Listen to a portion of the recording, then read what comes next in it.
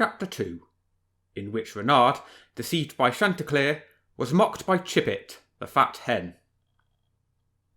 He had made up his mind all at once. Nothing would make him change it now. Ermelyn must eat. At the very moment of his leap, Chantecleer's fanfare had rung out again, like a summons. "This way, Reynard!" And Reynard was on his way. The young fox felt in his bones the hunger that drove old women out, and it was enough to make him race along. "This way, Reynard! Cock-a-doodle-doo!" "I'm coming, friend Cockerel. Quickly, quickly." On he went, straight on to the forest edge, the great clearing of mankind where there were fields, meadows, garths, cows grazing and sheep cropping, pigeons cooing, turkeys spreading their tails, and the scarlet-crested hens scratching the ground in the hen-run. Brownie, Whitey, Russet, she had red feet and a red beak, and Chippet, who clucked all the time, fat and tender, with a round, moon-like rump, and capped hocks over her eyes. There was Pinty, who laid the biggest eggs, and there in the middle, walking up and down with high-arched feet, shod with feathers, his crop swelling, was Chantecleer, the cock with the double comb, one standing up, the other hanging down, with his round eyes and his neck twisting in every direction, like a weather vane on top of the roof. At the forest edge, Reynard stopped, and Chantecleer crowed again, and Reynard, thrusting his head through 2 clumps of nettles, said between his teeth, "I'll strangle you today. I'll take hold of you by the crop with my mouth wide open, and I'll grip tightly, and your breastbone will snap like matchwood." His nose quivered, his eyes sparked fire. A long trickle of saliva ran into his mouth and dripped down over his lips. It was like the cock's blood, sticky and warm in the thickness of his feathers. The glade was all green and golden. Through the elder bushes could be seen the houses, the church steeple, red tiles, and the bell in its little niche against a background of blue sky. The black bull was munching grass. A little girl was looking after her lambs. She was Agnes, daughter of the vavasor Robert de la Marlette.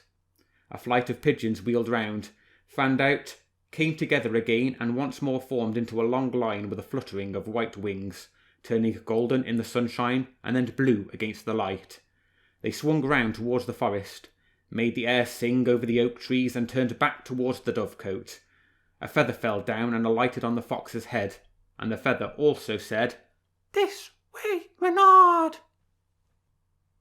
He had to follow the boundary ditch and trot along the quick-set hedge which bordered Constance Garth, the enclosure behind the farm where fennel and broad beans grew, where the ducks paddled in the pond and the hens scratched about on the ground.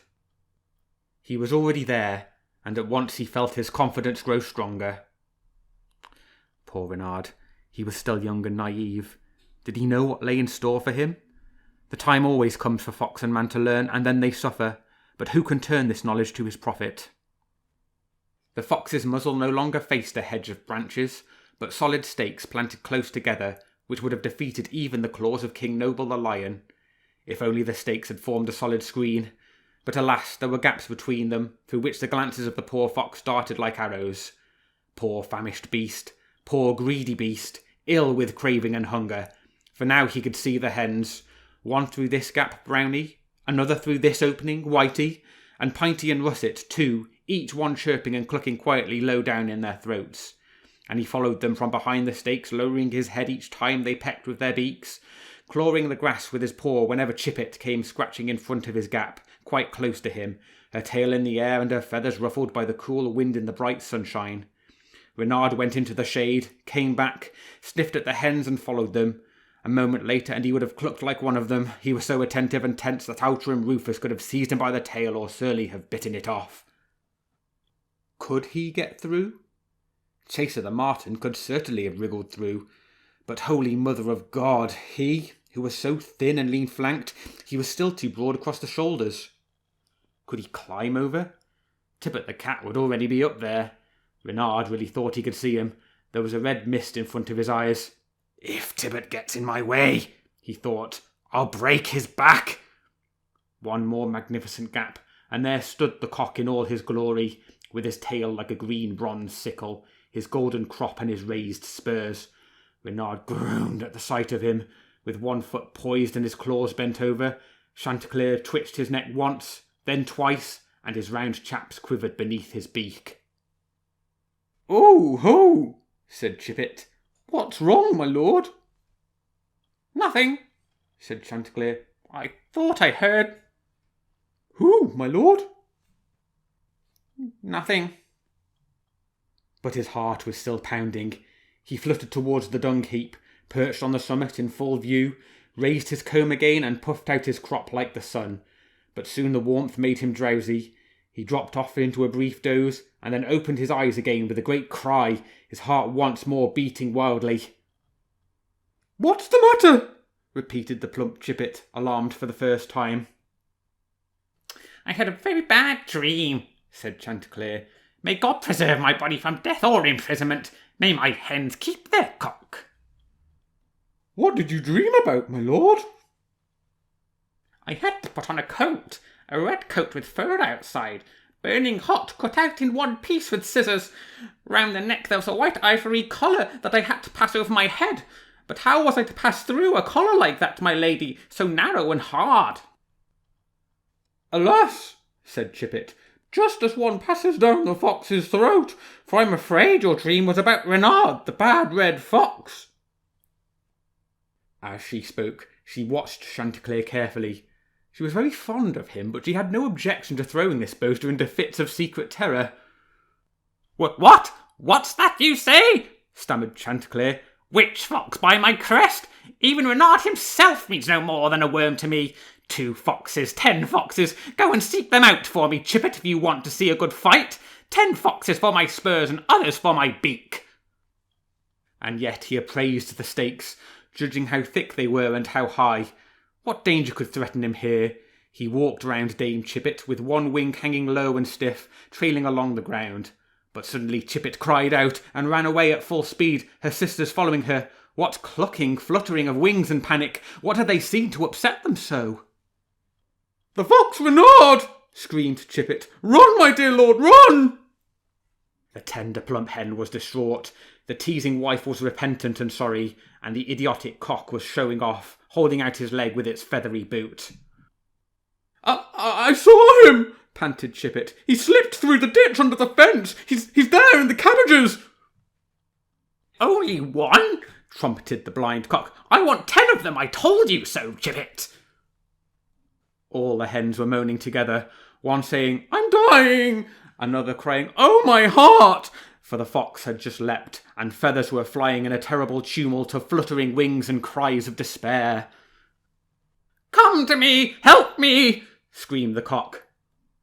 Then the old woman, Chicken Martha, came along. She was just wringing the corn. She saw Reynard and flew at him. She waved her arms and shouted, "The fox! After him! He's got him!" Reynard was running along with Chantecleer in his mouth. He was already halfway along the ditch when the farmer ran into the enclosure. He shouted furiously, "He's getting away, Martha! Hit him!" "What with?" "Your distaff, a stone! Martha, catch that fox!" "He won't wait for me, Constant! Look!"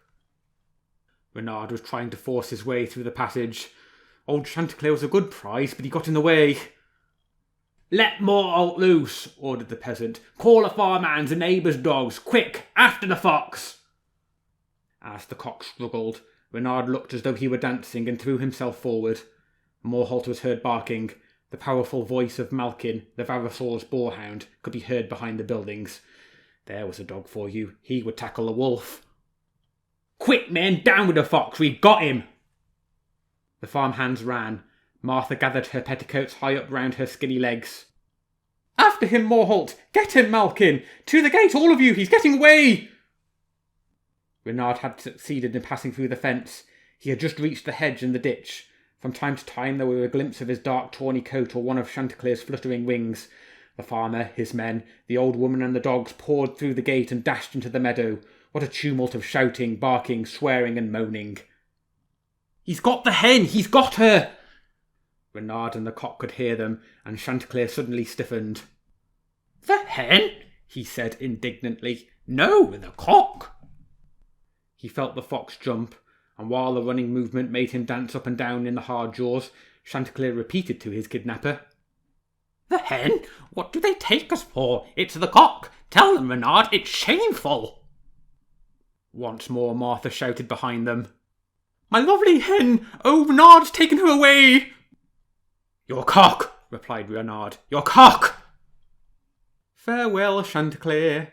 The breeze from the liberated wings blew coldly into his open mouth, and there was the cock perched on top of the fence. You can close your jaws, my fine Reynard. You should never have opened them. The fox remained stock still, paralysed with astonishment. Morholt and Malkin were racing towards him and roused him from a distance just in time. But before he started to run for his life, he heard rustling sounds from the hens, who were rising one by one and coming to perch near Chantecleer in a row on top of the fence. He heard Chippet's voice laughing at him, teasing him, pursuing him. The cock! The cock! Ha ha! 10 foxes for my cock! Come back, Reynard, when your sons are grown up. 9 grown sons and you'll make 10. 10 Reynard for my cock to get the better of. Where are you off to? Come back, Reynard.